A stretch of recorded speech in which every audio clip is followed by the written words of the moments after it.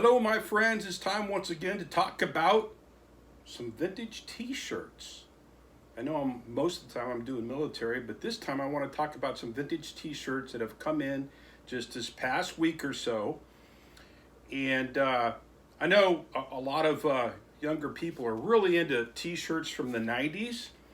And the prices on those things are just going through the ceiling. If you look on eBay, especially if you look on some of the other things like Rally Roots or Loot Fam that does, covers sales of vintage t-shirts, heat check t-shirts from the 90s are going through the roof. They're into the hundreds and even sometimes over $1,000 or more for like band t-shirts from the 90s and just pop culture t-shirt from the 90s. And those are all cool. And if I come upon one of those off a rack or in a rag house or at a flea market and it's a good price and it's in good condition, certainly I'll grab it up. But the vintage t-shirts that I'm really into, I guess, for my own personal collection that I look for, that I gravitate towards are t-shirts that I remember from when I was, a kid. When I was growing up, the cartoons that I watched on television were like Johnny Quest. So something like Johnny Quest. In fact, Johnny Quest had such an impact that I actually kind of lived out my life being adventurous like Johnny Quest was. But anyway, so those are the kind of t-shirts I kind of gravitate towards.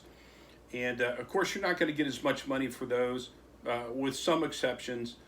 But I'm talking like ringer t-shirts, like the one that I'm wearing from, the 70s back and even the early 80s when I was, just graduating from high school.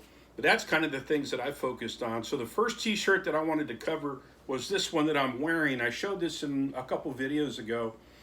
I didn't know it was my size, but it has fantastic graphics. It's a Hanes 50/50 made in USA tag. And I said I was going to put it in the window and get a nice fade on it. But actually what I did is I, stuck it in the sink and I let it soak and to take out any of the little stains that might be there with some bleach and some other things. And I let it soak for about 4 or 5 hours and then hand washed it. And it turned out exactly, like I wanted it to. So as far as I'm concerned, it looks perfect. And then once I let it hang dry, not in the dryer so it would shrink or anything, it ended up fitting me perfect. So I'm wearing it, I'm keeping it, it's going into my own collection. Now, before I get into those t-shirts, I just got some new shoes in the mail.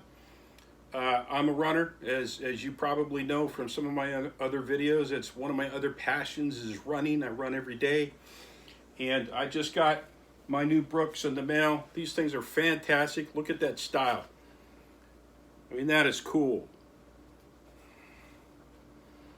This is part of my fit right there. Those tennis shoes. And I tell you what, I put them on this morning. Well, actually, I put them on yesterday for the first time, and they fit like a breeze. Ran like a breeze. They fit perfect. Fantastic. But anyway, so before I get into the t-shirts, I had to pick up another Ike Jacket. Of course, with the Stairway to Heaven patch on it, because the last one that I picked up was so terrible, I got messed up. It got messed up in the mail. I don't know.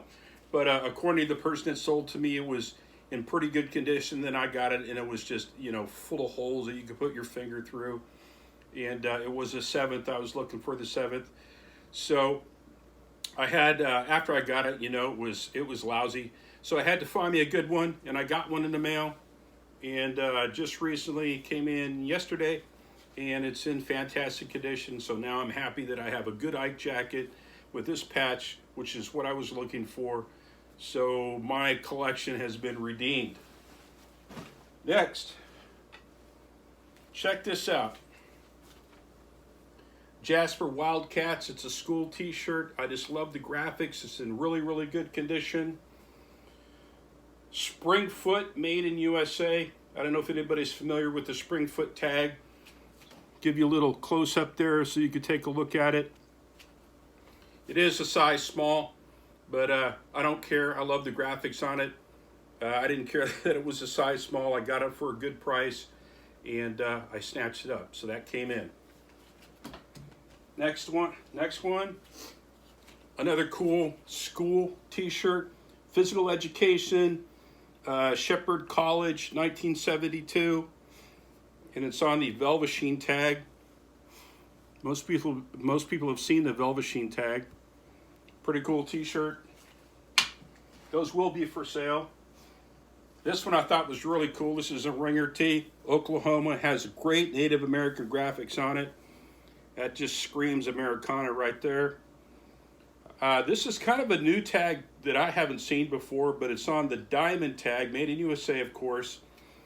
Take a look at that tag. It's a little faded out, but it's a diamond tag. I thought it was really cool.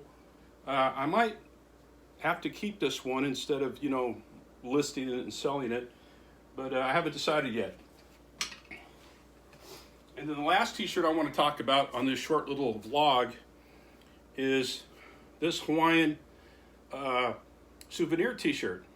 A lot of people see, if you see these on eBay, they're usually up around the $100 mark or more, and I think they're pretty cool. I've been looking for one for a while at a decent price, and I found this. I ended up maybe paying 25 bucks for it, which is way undervalued. I picked this one up off of Depop. It says Maui 86. They're always football jerseys. That 86 is the year that this particular person, when they bought this new, went to Hawaii or went to Maui in 1986 and picked this up. So if you see these type of shirts that say Maui or Oahu or Hawaii or whatever, and then they have the number on it, that is the year that they were there. That's how they really designed those. This tag here is Pacific Wave. There's a couple, 2 or 3 different types of companies over there in Hawaii that makes them or has them made for them. But these are pretty cool. I like them. I finally found one, and this one does fit me, so I'm going to keep this one, and it's going to go into my own personal collection. That's it for this little vintage T-shirt vlog, and we'll talk to you next time.